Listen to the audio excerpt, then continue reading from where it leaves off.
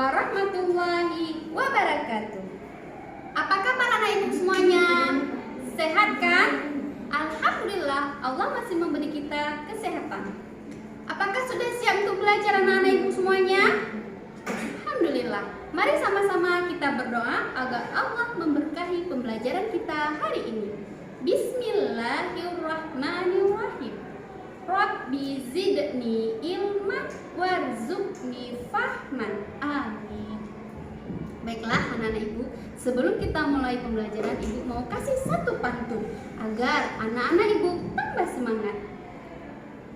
Kecil-kecil si ikan teri, paling banyak di dalam kali. Niatkan belajar dalam hati agar Allah memberkahi. Oke, ibu mau bertanya nih, siapa yang masih ingat pembelajaran pertemuan di kelas 7? Iya, silakan. Iya, tag deskripsi. Ayo, siapa lagi? Iya, tag cerita fantasi. Ayo, satu lagi nih yang ketiga, siapa bisa sebutkan? Iya, puisi rakyat. Baiklah, hari ini kita akan lanjut materi kita di kelas 8 ini pada pertemuan pertama.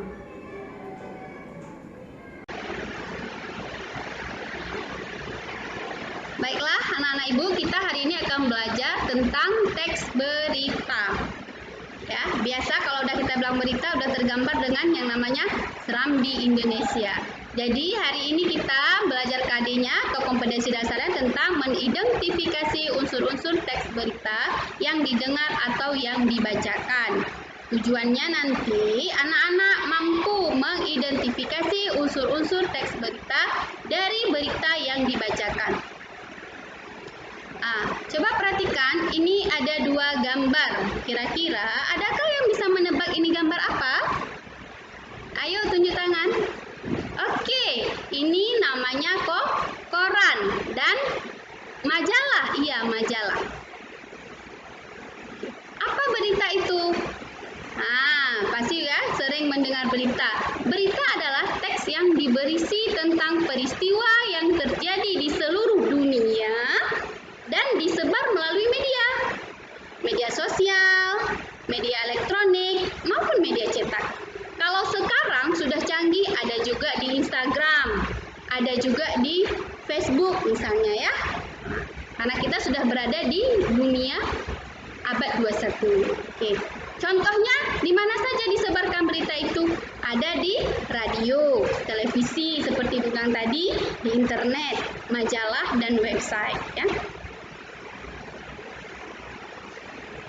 Selanjutnya, siapa yang bisa menebak isi berita? Apa saja yang terkandung dalam berita? Iya, yang pertama ada tentang politik. Oke, yang kedua siapa bisa? Iya, tentang ekonomi. Selanjutnya, iya, tentang hiburan. Oke, yang keempat, siapa bisa? Ayo teman yang lain. Iya, tentang olahraga. Yang kelima, ada apa lagi yang terakhir? Iya, ada tentang kesehatan. Satu lagi, siapa? Oke, tentang bencana alam ya. Jadi ini kandungan dalam berita. Selanjutnya di dalam berita itu memiliki unsur-unsur berita. Kalau disingkat namanya adik Simba atau rumus yang sering orang sebut itu 5W1H. Apa saja 5W1H itu? Coba kita perhatikan. Oke, yang pertama ada apa? Kalau kita mencari tahu unsurnya, munculkan pertanyaan apa? Kita lihat, siapa yang bisa buat? Iya, apa peristiwa yang terjadi? Atau peristiwa apa yang terjadi? Selanjutnya, di mana? Siapa bisa buat pertanyaan dari di mana? Iya, di mana peristiwa itu terjadi? Yang ketiga, kapan atau when?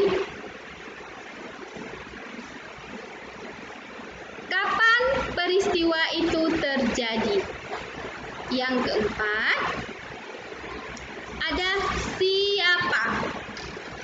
Pertanyaan yang bisa kita munculkan, siapa yang terlibat dalam peristiwa? Itu orangnya, ya. Kemudian ada mengapa. Mengapa dapat kita buat pertanyaannya dengan mengapa peristiwa itu terjadi. Yang terakhir ada bagaimana atau how, ya.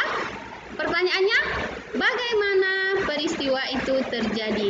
Jadi inilah yang dikatakan 5W1H, ya. Kalau dalam bahasa Indonesia namanya adik timba. Apa, di mana, kapan, siapa, mengapa, bagaimana. Kalau dalam bahasa Inggris ada what, apalagi where, terus when, terus who, terus why. Satu lagi, how. Iya, pintar anak-anak ibu semuanya, ya. Tepuk tangan untuk kita semuanya sudah membahas tentang unsur-unsur berita. Oke, selanjutnya kita lihat sebuah berita. Ini ada sebuah berita, anak-anak ibu bisa baca di buku paketnya halaman 2, ya. Halaman 2 dan 3. Ini beritanya. Nanti kita lihat dalam berita ini apa peristiwa yang terjadi.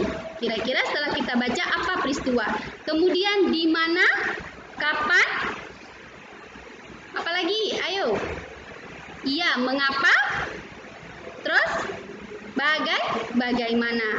Nah, dari bisa kita munculkan pertanyaannya, unsur-unsur berita. Dari yang berita tadi kita baca dapat kita simpulkan, inilah unsur-unsur berita.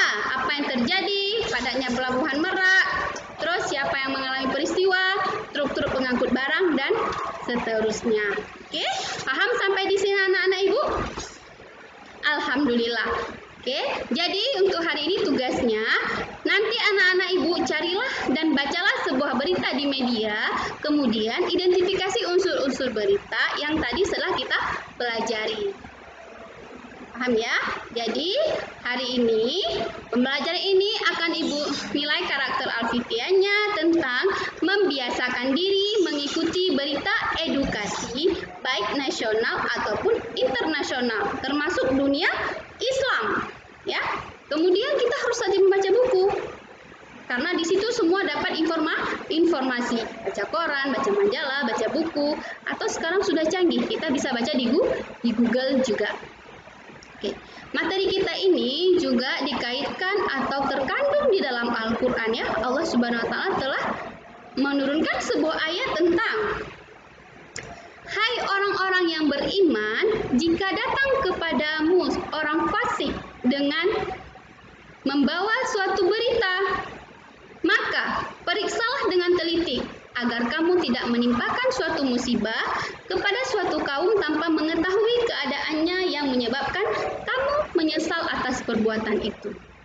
Jadi Allah Subhanahu wa Ta'ala sudah menurunkan ayat ini untuk kita tidak berbuat atau kita menyampaikan berita bohong atau hoax kalau sekarang, ya. Jadi kita harus telusuri dulu. Sama juga kalau kita mau membaca berita, telusuri dulu kebenarannya. Makanya berita harus punya 5W1H agar berita itu diterima di khalayak masyarakat ramai. Alhamdulillah, pertemuan kita selesai hari ini.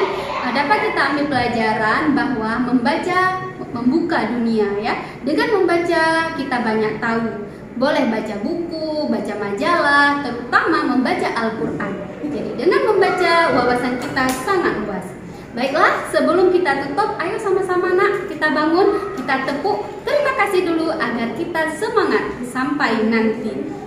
Oke, terima kasih. Ikut ya. Tepuk terima kasih. Otak ini, hati ini, mulut ini mau bilang terima kasih. Baiklah, ayo sama-sama kita tutup dengan doa kafaratul majelis. Subhanakallahumma wa bihamdika asyhadu an la ilaha illa anta astaghfiruka wa atubu ilaik. Sampai jumpa minggu depan. Assalamualaikum warahmatullahi wabarakatuh.